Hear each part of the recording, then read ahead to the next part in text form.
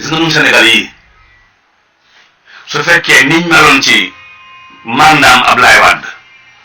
mel ko ci mandaam Macky buñ ko melee ci mandaam Diomaye mi nun rek nun lañu doon.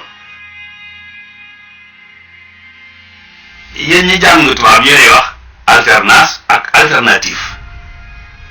xam nga su fekkee ne dañuy jëlee benn président ca palais ba mu dem ñu indi keneen affaire bi loolu de affaire bi ñun ñuy jëlee nii ñi palais ba ñun la. soxna si dafa am ci bitim réew benn barab bu ñu doon aaye ku fa lal di jaay benn Sénégal yi ñëw lal fa di jaay police bi ñëw dàq ko dem del si waat fekk mu lalaat une deuxième fois mu dàq ko mu del si waat fekk mu lalaat nga xam ne saa bu demee bi ñu lay fekk mu lal xam nga lu ko wax yow ban nationalité nga bokk mu ne ko Sénégalais laa mu ne ko ñaata ngeen mu ne ko mat nañu 15 millions